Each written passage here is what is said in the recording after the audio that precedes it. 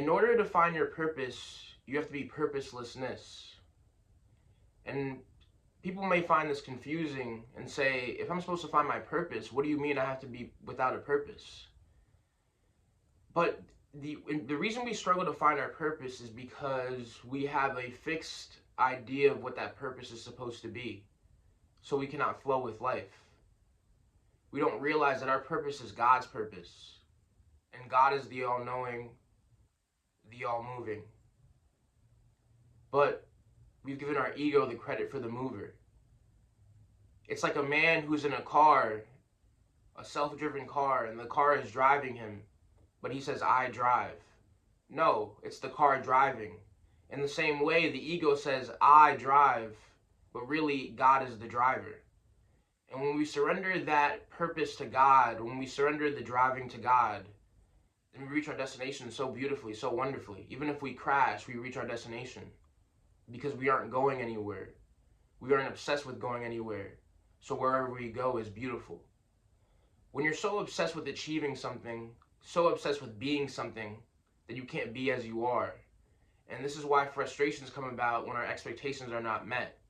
Because we create an ego that is dependent on expectation. But expectations mean nothing. We have no idea if we're going to die tomorrow. We have no idea if we did something that was going to cause us to die a week later, yesterday. We have no idea. We could die in a week, we could die in a year. We could die in the next 5 years. We have no idea. And there's no need to know. Because immediately when one knows, he becomes a fool, because what is there to know? And others might say, well, if I remain in a state of not knowing, then I'll just be lazy and not do anything. But actually, remaining in that empty state allows existence to flow through you, to paint through you. When you're painting a painting, you're not thinking. You may have an idea, but you just let it flow. In the same way, you have to be an artist of life. You have to allow God to paint his paintbrush through you. You are the paintbrush, but you confuse yourself as the painter. And this is why you're so frustrated and confused. But when we surrender to God, immediately all the answers come. Albert Einstein, who studied sages himself, he said that when he tries to find the answers, they don't come to him. But when he sits in silence, they all come to him. All the answers come. Why is that? Because God is silence. God is that intuition. God is the one who knows everything that is behind the one who thinks he knows. And when we let go of the one who thinks he knows, we become all-knowing. We become God. And this is why devotion to the Guru is so important. Because when people say that they are God, it becomes egotistical. They start to feel like they are higher than others, spiritually superior. And although it is true that even though you can make a cake, there will be better versions of that cake, even though it's still cake. In the end, we are all equal. So we should have no pride about being higher or lower than others, even if we are in a moment. Because even if we are in a moment, that won't last. And that's why devotion to the Guru is so important, because it keeps us humble. We say we are God, but we still remain devoted to the Guru because we remember that there is always something higher than our ego. So we never let ourselves feel like we are spiritually superior than others, because even though we know the Guru is one with us, we still treat him as spiritually superior because we always have something to look up to when it comes to enlightenment. In the sense that we don't think, oh, I am enlightened, I have nothing to learn. Because the things we want to achieve in this life, anything that you learn in life, basketball, business, you are constantly learning. And the highest knowledge is wisdom. So when we're remaining devoted to the Guru, to the Dharma, how easy will material knowledge be when we're remaining devoted to the highest knowledge? So if you want to find your purpose, you have to go beyond what you think you are. And you have to study under a Guru who would destroy your ego and awaken your inner Guru. And by awakening your inner Guru, then the material life becomes so easy. Because peace has to come before the material life. But people give attention to the material life and wonder why they have no peace. Because peace is something that is in the here and now. It's not something because you achieve something. It's not something you get because you achieve this or you achieve that or you're this and that. It just is as it is. And when we realize that we're not the king, we're not the beggar, we're not the basketball player, and we're not the walk-on, we're not the star, we're not the walk-on, we're not either, and we're in the middle, then we can become the star, and we have no shame with being a walk-on, because we know that because we're a quote-unquote walk-on, that doesn't mean we can't be a star, because we're limitless, we're God. So the labels that you have on yourself in a moment, this is the beauty of wisdom. And people think, acknowledging impermanence is scary, but it actually unleashes who you truly are, because it takes away fear. It takes away the fear of losing what you never had, so you achieve anything that you want to. And this is what stops people from achieving in life, is that they're scared of the outcome. They're scared of reaching their highest potential. There was this man he was just a small-time politician. He had no faith in himself. But God wanted him to become prime minister one day. So one day he visited his guru and told him that he wanted to become prime minister. So then Sage Neem Karoli Baba, having divine insight, he confirmed for him that you will be prime minister. And he had faith in the guru and God, and eventually he became prime minister.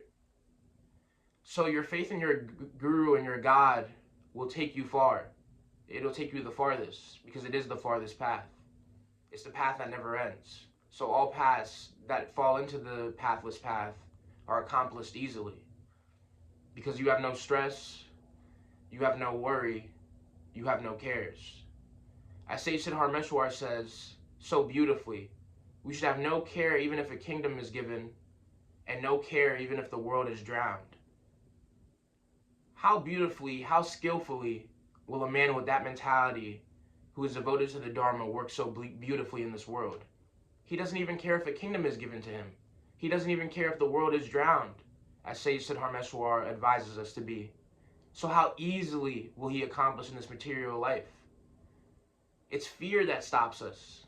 You know your purpose deep down, but you're scared that others won't accept that purpose.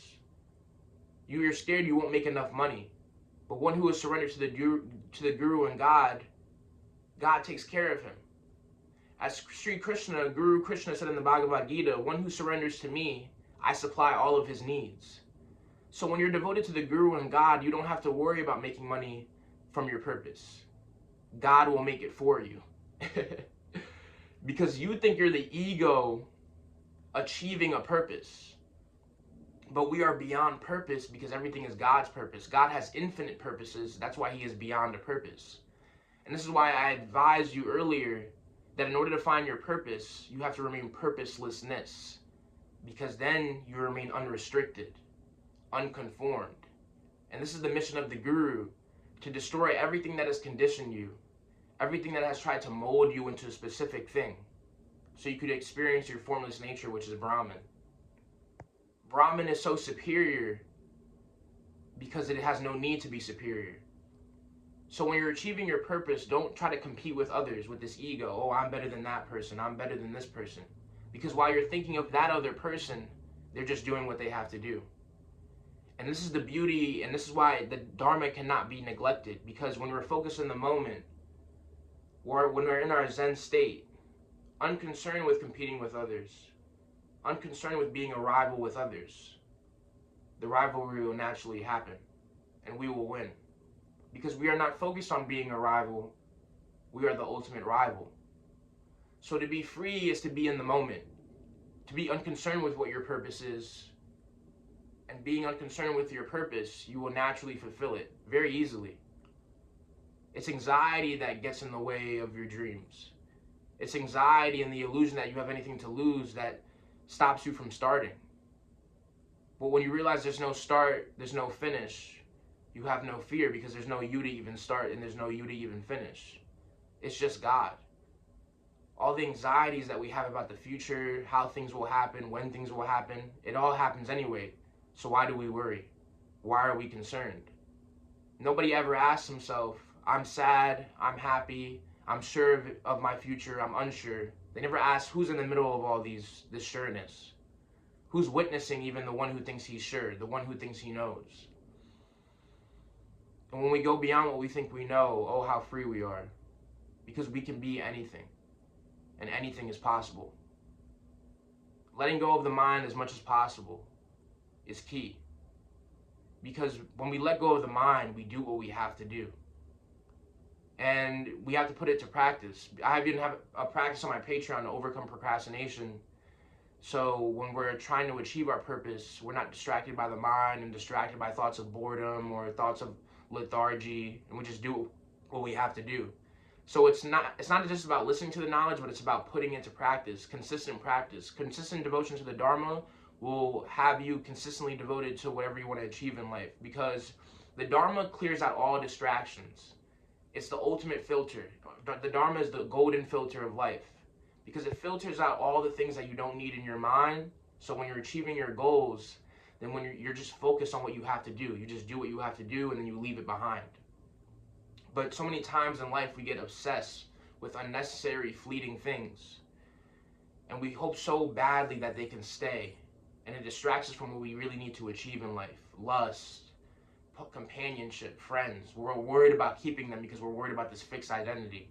When if we were to just let go and take that risk, we would find even better friends who would help us achieve what we want to actually achieve in life, and we would help them. But because we're so focused on being liked, even by ourselves, because sometimes when you're achieving what you want, you're even going to hate yourself. You're going to wish, man, I should have done this, I should have done that, I should have been this in life. But that's because your ego wants to be safe. Your ego almost hates you for taking that risk. It's like a woman or a man who only likes his wife, or she only likes her husband for money. And when the husband says, okay, maybe we need to save a little bit of money, the wife gets scared. Okay, if he starts saving the money now, he might want to save it forever, and we might never use it. That's what the ego feels like. That's what the society feels like. If we don't please ourselves now, we cannot get pleasure in the future. But just hold on. God has beautiful things planned for you. But if you're so obsessed with things being a certain way, then you can't have beautiful moments in the future, because you refuse to save in the now. And don't listen to any nagging people who tell you you should be this place in life. You should, but you know your plan, you know the patience, you know that how you have to wait, when you have to wait, and how much you have to wait to get things done. But people want to rush you. But don't let them rush you. Let people be, and let yourself be. And even if people tell you you're going to fail, you're beyond being an ego, so who's the failer? There's nobody to fail. So be free and see that there's nothing to worry about, because you are God and your purpose is God. So you don't need to worry about your purpose, because the purpose that you want to achieve, God wants to achieve it too. You didn't just think about it. You didn't even have the idea of thoughts before God decided to give birth to you. So let the goddess spin herself through you, and stop being so concerned about being a little thread when you're the entire shirt. So be free, my friends, because there's nothing to worry about in an existence where nothing even exists.